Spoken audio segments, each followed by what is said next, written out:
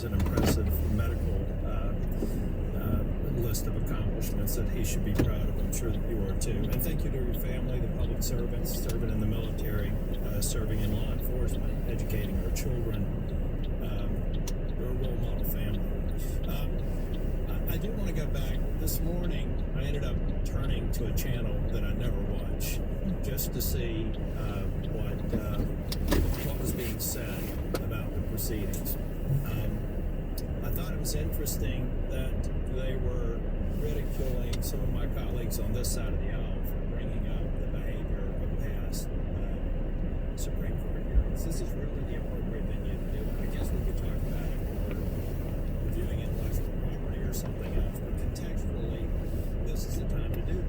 And I think we all have to agree that the behavior in the Kavanaugh hearing was inappropriate. I hope we never get back to it. And I hope we can all agree that many of the behavior or the positions that some of my colleagues took on the other side of the aisle with Justice Barrett was hypocritical. We should never do it. And that's why I'm so glad that for the most part we behaved in an appropriate manner here. I'm going to get to some questions if time allows that relate to some other questions that my colleagues have asked. But Judge Barrett, did I understand correctly that at a young age you won a debate competition, or was it an oratory competition? I was in speech and debate. It was one team, and I did original oratory as my primary event. And did you continue your debate competition? Did you continue to do that? First question. Did you continue to do debate competition? Continue into college. That in school, college? I did not do it in college. No, I did it from middle school through high school, and stopped when I graduated high school. I did too, and I recall with that we would get assigned a topic that wouldn't necessarily be one that we agreed with, but we had to argue. Were you ever in a situation, or did you get to pick a topic and only argue beside that? So I didn't do that. What it sounds like you're referencing is extemporaneous speaking. I think I did that once in one competition. I did original oratory, which is where I wrote my own speech. Okay, you've had an opportunity to debate a lot as a defense counsel, I will say, in the court of law when you're debating a position. And the reason I asked that question is that yesterday, Senator Kennedy was asking you about the expanding the court, what we call court acumen. You said, I haven't really thought about it, but I hear the arguments on both sides. And I hear the argument on both sides. So could you briefly describe to me your perception of the arguments on both sides? My understanding of the argument is about whether or not to expand the court beyond the 9 justices that are on the court right now, the 9 seats that are there. And If you were to view, I mean, right now it's 9 is fine, 4 or more. I mean, that's really the two arguments. So do you understand, or have you heard any of the arguments for or against either side?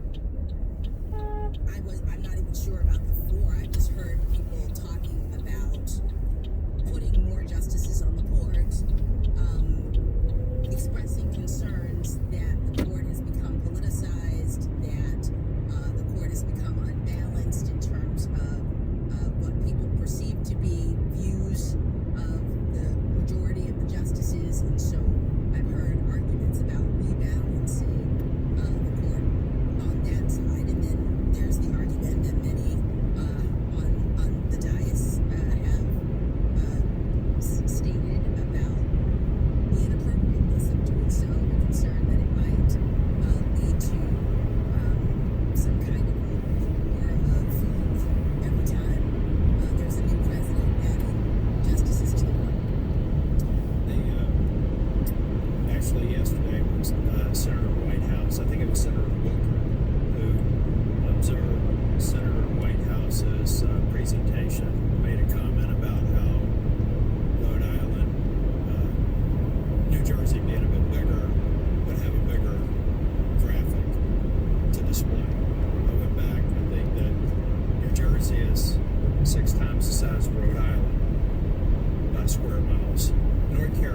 36 times the size of Rhode Island. And before my friends from Texas chime in, I would let them know that if Alaska were 2 states, they'd be the 3rd largest state. So I've decided to use the White House format for dark money so that we have a balanced understanding of the fact that our proceedings here, the aspirations for the court, there is an ecosystem out there on both sides. As a matter of fact, we had a judicial nominee who actually participated in this ecosystem. I think you could reasonably assume if they participated in that ecosystem that they probably would have been an activist judge. The point that I make here is that we've seen this ecosystem mobilized to support you, and I think, Judge Jackson, you said you haven't had any encounter with Demand Justice. I don't know if you've had any encounter with some of these. They're abbreviated, or I'm sorry, either acronyms or abbreviated, so I would expect you to.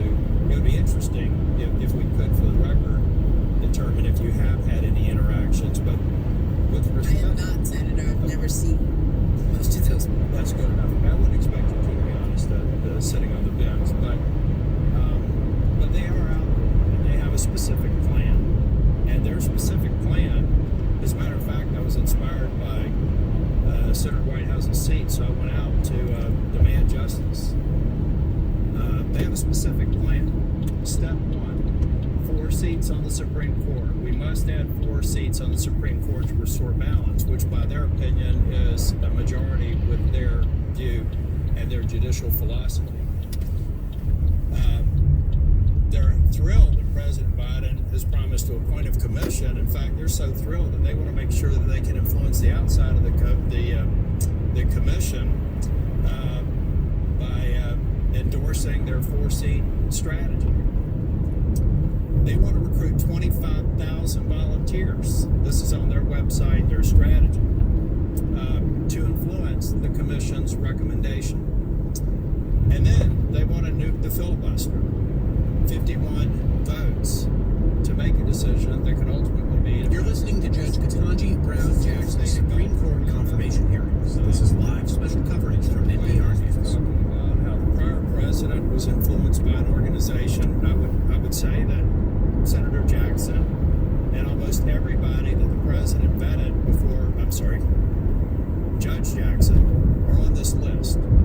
So I think it's intellectually dishonest to say that the administration, that my colleagues on the other side of the aisle, are not influenced by this organization. We've tracked some of the fundraising and support in re-elections. They're engaged, and they're influenced by it. But let me tell you what I'm really worried about with the court packing risk that we have today. We're talking about the ultimate destruction of 2 institutions. Back in January, Senator Schumer laid a vote down on the floor that ultimately would have reduced the majority of 60, the filibuster limit of 60 to 51. He was doing it as a way to pass. This is live special coverage from NPR News. I'm Scott Detrow in Washington, and we are listening to Senator Tom Tillis, a Republican from North Carolina, questioning Judge Ketanji Brown Jackson at her Supreme Court confirmation hearing. He is subject to 51 votes to be confirmed. That nuked the executive calendar. In January, Senator Schumer was laying the groundwork for the same thing. Now, I worry that that's the destruction of the Senate institution as far as I'm concerned. I think we have to be a consensus-based organization. We don't need to be a 100-member House of Representatives. And that vote happened. What disappointed me most about that vote is back when President Trump was calling on us and pressuring us to nuke the filibuster, when we had control of Congress. I signed on to a letter with more than 60 members to say that I would never do that in the face of a Republican president whose policies I supported. I did that to send a very clear message. I respect this institution, and I respect the court, which almost certainly would have been, we would have had pressure from our side of the aisle to pack the court a little bit more. Now, every member who was here back when we signed that letter, who was on this committee, changed their position and voted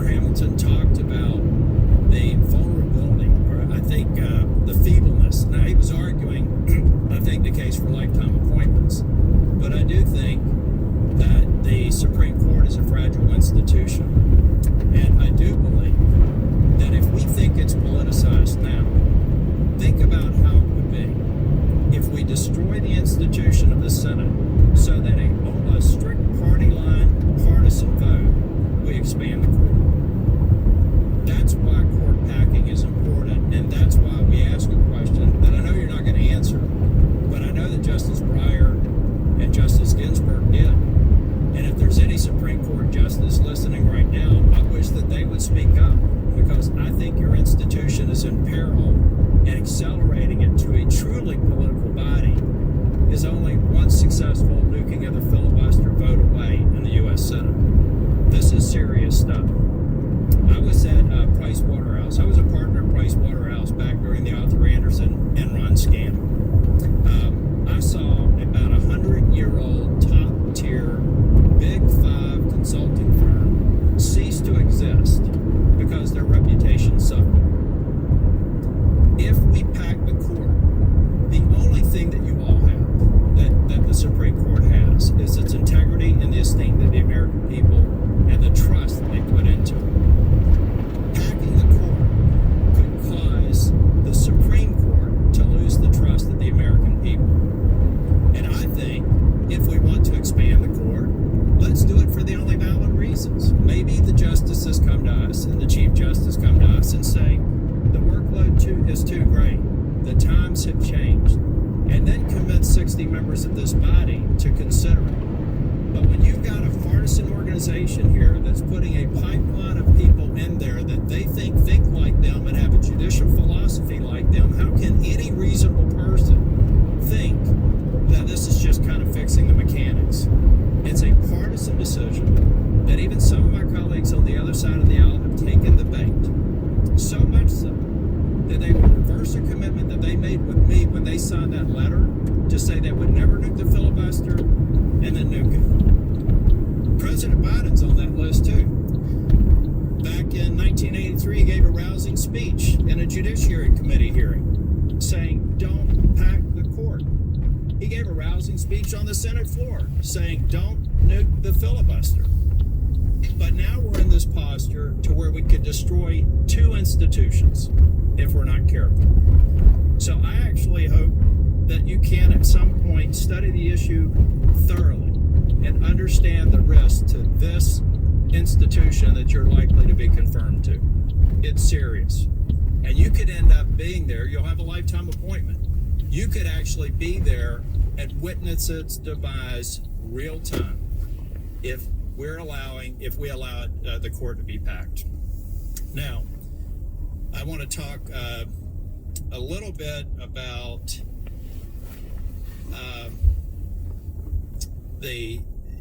I think you were a part of a case in Massachusetts that some people are casting as a pro-life versus pro-choice issue. Now, to be clear, I am Catholic and I am pro-life.